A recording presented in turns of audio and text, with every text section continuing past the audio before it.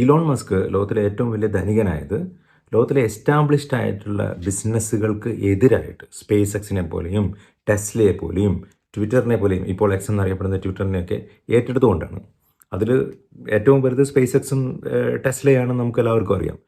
അതിലൂടെയാണ് അങ്ങനത്തെ ഒരു ട്രഡീഷണൽ ആയിട്ടുള്ള ഒരു ബിസിനസ്സിനെ പിടിച്ചു കുലുക്കിക്കൊണ്ടാണ് പുതിയ തരം ബിസിനസ് ആശയങ്ങളുമായിട്ട് പുതിയ തരം ടെക്നോളജിക്കൽ അഡ്വാൻസ്ഡ് ആയിട്ടുള്ള ടെക്നോളജിയുടെ പുതുമകളുമായിട്ടുള്ള പുതിയ തരം ആശയങ്ങളുമായിട്ടാണ് ഭ്രാന്തൻ ആശയങ്ങളെന്ന് നമുക്ക് ഒറ്റ നോട്ടത്തിൽ ചിലപ്പോൾ തോന്നിയേക്കാവുന്ന കാര്യങ്ങൾ ഉപയോഗിച്ചുകൊണ്ടാണ് അയാൾ ലോകത്തിലെ ഏറ്റവും വലിയ ധനികനായി മാറുന്നത്. ഇപ്പോൾ അദ്ദേഹം രാഷ്ട്രീയത്തിലാണ് ഇത്തരം ഈ ഡിസ്ട്രപ്ഷൻ, ഇത്തരം ഒരു ഒരു ഒരു വലിയ ചലനം ഉണ്ടാക്കാൻ വേണ്ടി, വലിയ പൊട്ടിത്തെറികൾ ഉണ്ടാക്കാൻ പര്യാപ്തമാവുന്ന അതിലിപ്പം യു എസിലെ ഉദാഹരണങ്ങൾ നമ്മൾ കണ്ടു കഴിഞ്ഞു. ഇപ്പം അയാളുടെ നോട്ടം ബ്രിട്ടനിലും ജർമ്മനിയിലുമാണ്. ജർമ്മനിയിലെ രാഷ്ട്രീയ കക്ഷികൾ, അതുപോലെ തന്നെ ജർമ്മനിയിലെ റിസർച്ചേഴ്സ്, രാഷ്ട്രീയ കക്ഷികൾ, ജനങ്ങളും കുറേയൊക്കെ മസ്കിൻ്റെ കാര്യത്തിൽ ഭയങ്കര പരിഭ്രാന്തരും അതുപോലെ തന്നെ അവർക്ക് ഒരുപാട് അനിഷ്ടമുണ്ട്. പലരും എക്സിൽ നിന്ന് വിട്ടുപോയിരിക്കുന്നു. അപ്പം ഗവൺമെൻറ് തന്നെ എക്സിനെതിരെ നടപടിയെടുക്കാനും അവരുടെ പ്ലാറ്റ്ഫോമുകൾ, ഗവൺമെൻറ് ഒഫീഷ്യൽ പ്ലാറ്റ്ഫോമുകൾ ആയിട്ട് എക്സ് ഉപയോഗിക്കുന്നത് ഒഴിവാക്കാനും ഒക്കെ ശ്രമിക്കുന്നുണ്ട്. ഇപ്പോൾ ഈ അടുത്ത ദിവസം അദ്ദേഹം ഈ AFT മാത്രമാണ് ജർമ്മനിയുടെ രക്ഷ എന്ന രീതിയിൽ ട്വീറ്റ് ചെയ്യുകയും AFTയുടെ നേതാവായിട്ടുള്ള ആലീസ് വീഡലുമായിട്ട് ഒരു ഓൺലൈൻ, അദ്ദേഹത്തിൻ്റെ തന്നെ പ്ലാറ്റ്ഫോമായിട്ടുള്ള എക്സിലൂടെ അവർ തമ്മിലൊരു ഓൺലൈൻ ഒരു ചാറ്റും ഒക്കെ നടത്തി. ആ ചാറ്റൊക്കെ വളരെ വിചിത്രവും ഭയങ്കര തമാശയൊക്കെ ആയിരുന്നു. അതിനകത്താണ് ആലീസ് വീഡിൽ മണ്ടത്തരമൊക്കെ എഴുന്നള്ളിച്ചത്.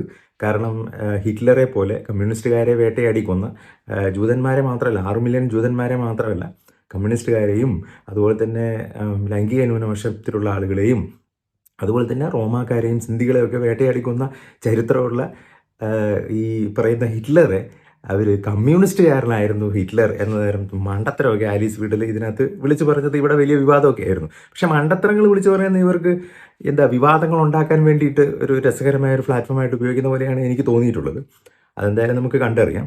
അതിനുശേഷം ഇപ്പം ഈ കഴിഞ്ഞ ദിവസം അദ്ദേഹം ഇവിടെ വരികയും ഇവിടുത്തെ വലിയൊരു മാധ്യമ സ്ഥാപനത്തിൻ്റെ ഇൻ്റർവ്യൂ ആണെന്ന് ഒക്കെ പറയപ്പെടുന്നു. അവിടെ ആലീസ് വീഡിലും അതുപോലെ തന്നെ CDUവിൻ്റെ നമ്മുടെ കത്തോലിക്കാച്ചായൻ നമ്മുടെ മെർസും അടുത്ത ചാൻസലറാകാൻ സാധ്യതയുള്ള ആളും എല്ലാം ചേർന്നിട്ടൊരു മീറ്റിംഗ് ഉണ്ടായിരുന്നു. ഇൻ്റർവ്യൂ ആണെന്നാണ് അത് പറയപ്പെടുന്നത്. അതിൻ്റെ പുറത്ത് ബെർലിനിൽ അത് നടക്കുമ്പോൾ അതിൻ്റെ പുറത്ത് ജനങ്ങൾ വലിയ പ്രതിഷേധമൊക്കെ ആയിട്ട് വരികയും ചെയ്തിരുന്നു.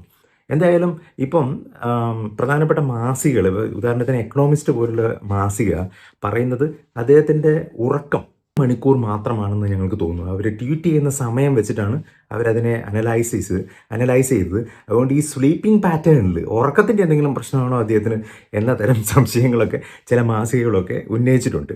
അത് എന്ത് തന്നെയായാലും ബ്രിട്ടനിലെ രാഷ്ട്രീയത്തിലും ഒക്കെയാണ് അയാൾക്ക് വലിയ താല്പര്യം. ബ്രിട്ടനിലെ രാഷ്ട്രീയത്തിൽ ഈ പറഞ്ഞ പോലെ പുള്ളി ട്വീറ്റ് ചെയ്ത ആ കാര്യം അതിനുശേഷമാണ് നമുക്ക് കുറച്ചുകൂടി വ്യക്തമായിട്ട് മനസ്സിലായത് ഇങ്ങനെ മൂടി വെക്കപ്പെട്ട ഒരു സത്യം അവിടെ ഉണ്ടായിരുന്നു എന്നുള്ളത്. ഈ ഗ്രൂമിങ് ഗ്യാങ്ങുകളെ കുറിച്ചുള്ള സത്യം, അതൊക്കെ സത്യം ശരിയായിരിക്കെ തന്നെ അതിനകത്ത് പുള്ളിയുടെ ഉദ്ദേശ ലക്ഷ്യങ്ങളാണ് ഇവിടെ ചോദ്യം ചെയ്യപ്പെടുന്നത്. ഇത് ശരിക്കും ബിസിനസ് എന്തെങ്കിലും താല്പര്യമാണോ, അതോ രാഷ്ട്രീയത്തെ ഡിസ്ട്രപ്റ്റ് ചെയ്യുന്ന, അതായത് ബിസിനസ്സിൽ ഡിസ്ട്രപ്റ്റ് ചെയ്ത പോലെ തന്നെ രാഷ്ട്രീയത്തിൽ ഡിസ്ട്രപ്റ്റ് ചെയ്തിട്ട് ഏതെങ്കിലും തരത്തിൽ നേട്ടം ഉണ്ടാക്കാനാണോ എന്ന തരത്തിലുള്ള സംശയങ്ങൾ നിലനിൽക്കുന്നുണ്ട്. ഇപ്പം ന്യൂയോർക്ക് ടൈംസ് കഴിഞ്ഞ ദിവസം രണ്ട് ലേഖനങ്ങൾ പബ്ലിഷ് ചെയ്തിട്ടുണ്ട്. അതിനകത്ത് കുറേ റിസർച്ചേഴ്സ് അതിനകത്ത് കുറേ കാര്യങ്ങൾ ഇതിനെക്കുറിച്ച് പറഞ്ഞിട്ടുണ്ട്. അതിലേറ്റവും പ്രധാനം എന്ന് പറയുന്നത് ഇദ്ദേഹം ബിസിനസ്സിനെ ഡിസ്ട്രപ്റ്റ് ചെയ്യുന്ന പോലെ, ബിസിനസ്സിനെ പിടിച്ചു കുലുക്കുന്നത് പോലെ രാഷ്ട്രീയത്തിൽ, അതായത് ഡെമോക്രസിയിൽ, ജനാധിപത്യത്തിൽ പോകുന്ന രാജ്യങ്ങളുടെ ഒരു ജനാധിപത്യ വ്യവസ്ഥയെ ഡിസ്ട്രപ്റ്റ് ചെയ്യാൻ, പിടിച്ചു കുലുക്കാൻ അതിൽ പ്രശ്നങ്ങൾ ഉണ്ടാക്കാൻ നോക്കിക്കഴിഞ്ഞാൽ അത് മറ്റേതുപോലെ ഒരു നേട്ടത്തിലായിരിക്കില്ല കലാശിക്കുക. അത് അക്രമത്തിലും അതുപോലെ തന്നെ ഈ ജനാധിപത്യം ഇല്ലാതാവുന്നതിലും ആയിരിക്കും പര്യവസാനിക്കുക എന്ന് മുന്നറിയിപ്പ് ചില ഈ പറയുന്ന എഴുത്തുകാരും റിസർച്ചേഴ്സും ഒക്കെ പറയുന്നുണ്ട്. അപ്പം അതുപോലെ തന്നെ ഒരുപാട് ആളുകൾ ഈ മസ്കിൻ്റെ സാധാരണ ഇതിൽ നമ്മൾ ബിസിനസ്സുകാരിങ്ങനെ രാഷ്ട്രീയത്തിൽ വന്നിട്ട് അവരുടെ ബിസിനസ്സും രാഷ്ട്രീയം കൂടെ കൂട്ടിക്കലർത്തുന്ന ഒരു പരിപാടി കണ്ടിട്ടില്ല. അതുമാത്രമല്ല, വ്യക്തിപരമായി പറയുകയാണെങ്കിൽ ഏതെങ്കിലും രാജ്യത്തുള്ള ഒരു ആഭ്യന്തര പ്രശ്നത്തിൽ നമ്മൾ മറ്റ് രാജ്യത്തുള്ള ആളുകൾ ഇടപെടാതിരിക്കുകയാണ് നല്ലത്. അതാണ് അതിൻ്റെ സാമാന്യ ജനാധിപത്യ മര്യാദ. ആ ജനാധിപത്യ മര്യാദകളൊക്കെ കാറ്റിൽ പറത്തിക്കൊണ്ട് അയാൾ അമേരിക്കയിലെ കാര്യം മാത്രമല്ല, ബ്രിട്ടനിലെ കാര്യവും ജർമ്മനിയിലെ കാര്യവും ഇനി ലോകത്ത് എല്ലായിടത്തെ കാര്യവും അയാൾ പിടിക്കാൻ നിൽക്കുകയാണ്. ഇത് പുലിവാലി പിടിക്കുന്നതാണോ അതോ അദ്ദേഹത്തിന് വേറെ എന്തെങ്കിലും ലക്ഷ്യമുണ്ടോ എന്ന് സംശയമുണ്ട്. എന്തായാലും നിങ്ങളുടെ അഭിപ്രായങ്ങൾ, നിർദ്ദേശങ്ങൾ ഇതിൽ അറിയിക്കുക. ഇയാൾക്ക് വേറെന്താണ് ഉദ്ദേശം, അല്ലെങ്കിൽ ഇത് നല്ല വഴിക്കാണോ പോകുന്നത്, അത് മസ്ക് ആണോ ശരി, മസ്ക് അല്ലേ ശരി എന്ന കാര്യങ്ങളിലൊക്കെ എല്ലാവർക്കും കൗതുകമുണ്ട്. അത്തരം കാര്യങ്ങൾ നിങ്ങൾക്ക് കൂടുതൽ കാര്യങ്ങൾ അറിയെങ്കിൽ ഷെയർ ചെയ്യൂ.